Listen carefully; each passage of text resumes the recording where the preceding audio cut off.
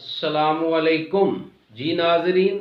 तीन तबकात थे उस मुल्क में, और इन तीनों में से जो पहले दो तबकात थे वो बड़े ही पुरतायुश ज़िंदगी गुजार रहे थे और ज़िंदगी की तमाम तर सहूलतों पर उनकी रसाई थी और मुल्क के तमाम तर वसाइल पर वो काबज़ थे।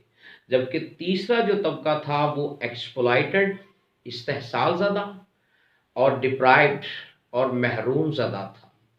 बड़ा ही मशहूर व मरूफ वाक़या आपके गोश गुजार करूँगा कि जब पूरे मुल्क के तूलो अर्ज़ में एहतजाज और प्रोटेस्ट शुरू हुआ तो एहतजाज चलते चलते चलते बादशाह के महल के बाहर भी हुआ और हज़ारों लोग रोटी के लिए आहो पुकार कर रहे थे।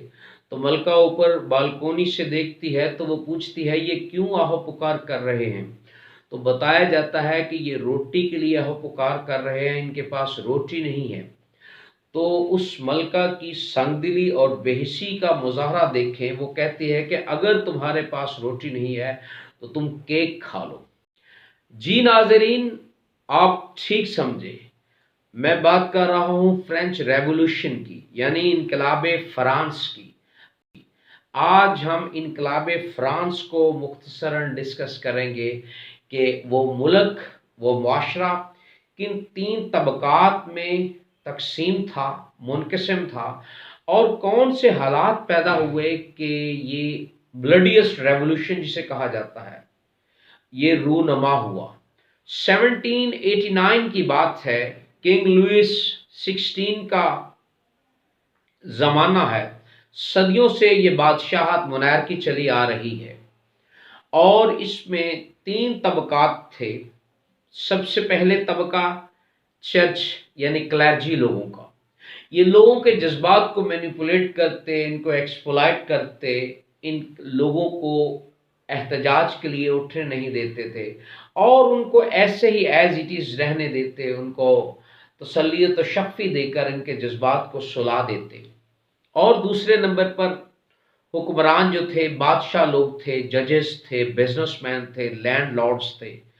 ये तबका अरिस्टोक्रेसी कह लें, इनको नोबिलिटी कह लें, ये तमाम तर वसाइल पर लोग काबज़ थे। और तीसरे नंबर पर जो तबका था वो कॉमनर्स यानी आम अवामुन्नास थी, और ये 96% लोग थे फ्रांस के। और सबसे ज़्यादा जो टैक्स लिए जाते इन्हीं 96% लोगों से वसूल किए जाते, और इनसे टैक्स लेकर ये पहले तबकात जो थे जिनका मैंने जिक्र किया है उन पर खर्च होते, मुल्क का निज़ाम हुकूमत चलता। फिर क्या हुआ? सदियों से, हज़ारों साल से निज़ाम ऐसा चला आ रहा था, मोनार्कीज़ चली आ रही थी। फिर यकायक लोगों के जहनों में, कुलूब ज़हान में ख्याल आया और ये इनकलाब फ्रांस रूनमा हुआ नाजरीन कुछ यूं कि फूड की शॉर्टेज होगी, खुराक की कमी होगी, लोगों ने एतराफ़ व एकनाफ में एहतजाज करना शुरू कर दिया।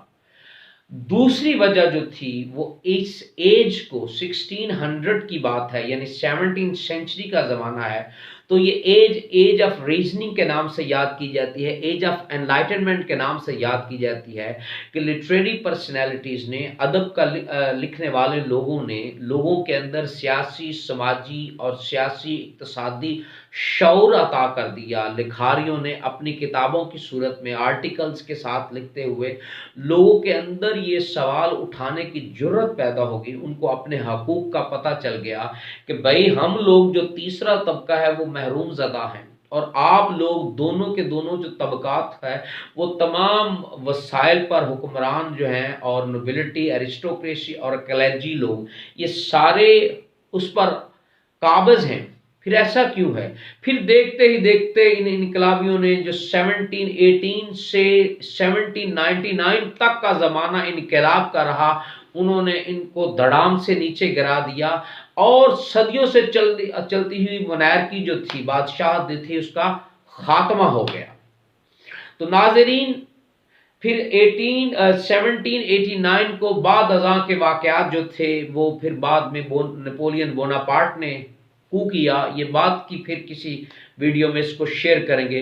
तो ये मुख्तसरन से वाक़यात थे जो तबकाती निज़ाम था, तीन तरह का लोग था कि जो तबकात وہ حاوی تھے، اور تیسرا محروم زدہ تھا۔ یہ بنیادی جو وجوہات تھیں یہ انقلاب فرانس کا سبب بنی۔